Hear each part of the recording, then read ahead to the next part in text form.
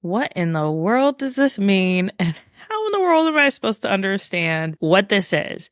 I see downloads, I see streams, I see podcast listening apps that maybe people are listening on. I'm really confused.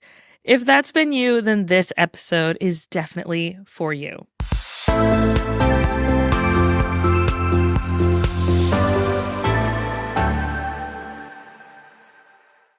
Hello and welcome back to another episode of Successful Podcasting Unlocked. I'm your host, Alicia Galati, the founder of Galati Media, a full-service podcast management agency where we help business owners launch and maintain lead-generating podcasts. Today's question is, how do I know if my podcast is actually performing? When it comes to understanding your podcast stats, it's important that you're looking in the right places. And this is really important because it can help you make better decisions for your show. The first place that you're going to want to look is your podcast hosting platform. That is the place where you are uploading your podcast to then be distributed to all of the podcast listening apps. If you don't know what that means, please go back to our previous episode where we talked about where you should be distributing your podcast and making sure that you are on all of those places. When it comes to your podcast hosting platform, that is the place where you house all of your content for your podcast. It has your titles, your descriptions, your links, places where you're able to then share your podcast with the world. It allows you to distribute it without having to house it yourself. What's great about this is that you don't have to worry about making sure every week that these other places have your podcast. Instead, you upload to one place and that is it. Your podcast host, though, does not have demographic information about your listeners. They don't have the privacy rights to that information.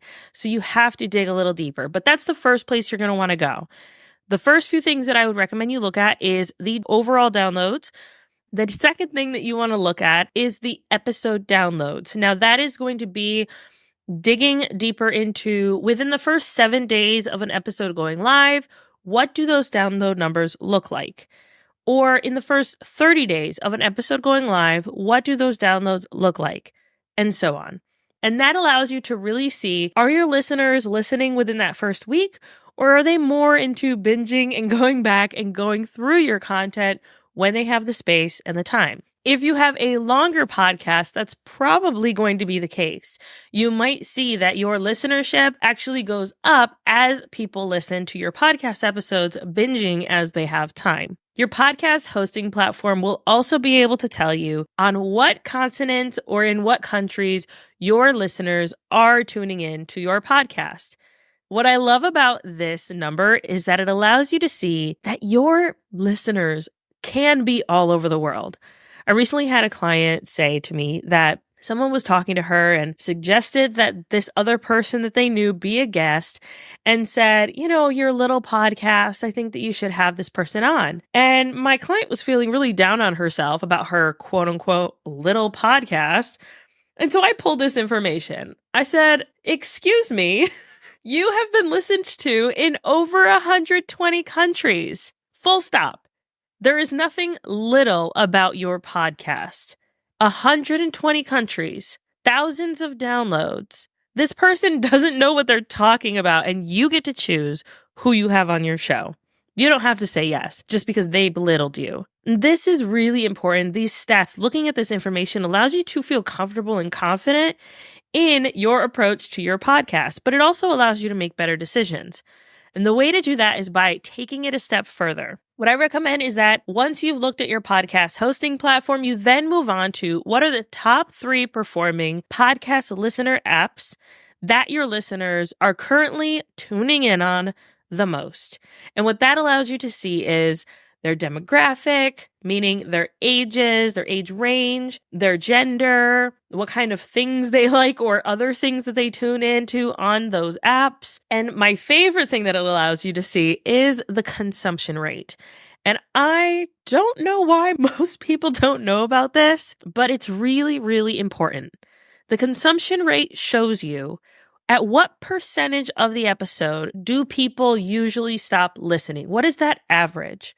And what we found is that average is actually anywhere from 60 to 75% of a podcast episode is where people tend to drop off. Which means that if you have longer episodes and you're historically seeing that your listeners are dropping off at a certain point, maybe it's worth moving it back and dialing it back, trying to shorten your episodes to a certain amount of time that allows them to maybe consume your content within a trip to the store or consume your content within a commute to work. But if you never look at your stats, you're never going to know.